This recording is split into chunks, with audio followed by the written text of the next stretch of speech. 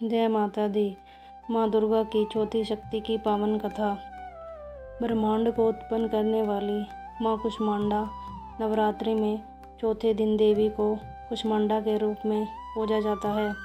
अपनी मंद हल्की हंसी के द्वारा अंड यानी ब्रह्मांड को उत्पन्न करने के कारण इस देवी को कुष्मांडा नाम से अभिहित किया गया है।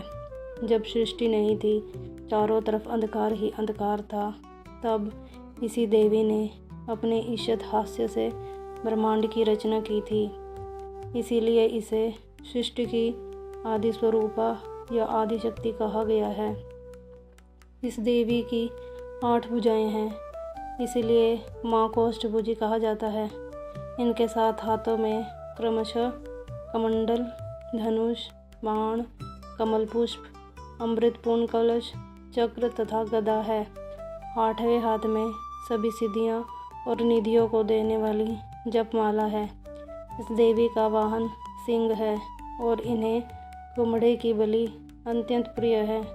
संस्कृति में कुम्हड़े को कुष्मांड कहते हैं, इसीलिए इस देवी को कुष्मांडा कहा जाता है। इस देवी का वास सूर्यमंडल के भीतर लोक में है। सूर्यलोक में रहने की शक्ति क्षमता केवल इन्हीं में है, इसीलिए इनके शरीर की कांति और प्रभा सूर्य की भांति ही दीप्तिमान है।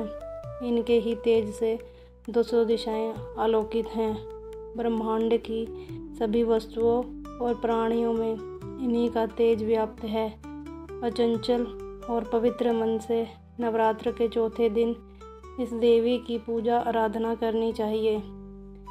इससे भक्तों के रोगों और शोकों का नाश होता है तथा उसे आयु, यश, बल और आरोग्य प्राप्त होता है।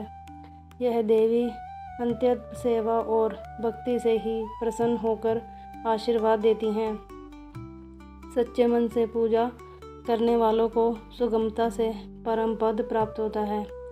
विधि विधान से पूजा करने पर भक्त को कम समय में ही कृपा का सूक्ष्म भाव होने लग जाता है।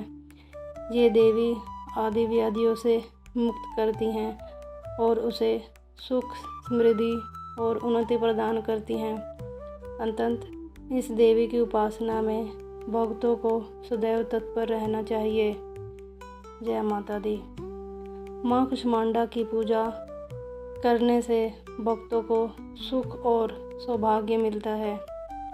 देवी पुराण में बताया गया है कि विद्यार्थियों को नवरात्र में माँ कुष्मांडा की पूजा जरूर करनी चाहिए। माँ दुर्गा उनकी बुद्धि का विकास करने में सहायक होती है।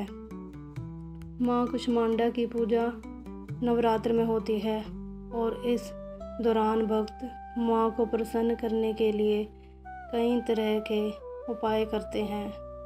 माँ कुष्मांडा की पूजा में पीले रंग का केसर वाला पेठा रखना चाहिए और उसी का भोग लगाएं, यानी माँ को केसर वाला पेठा जरूर चढ़ाना चाहिए और उसे ही प्रसाद के रूप में बांटना चाहिए।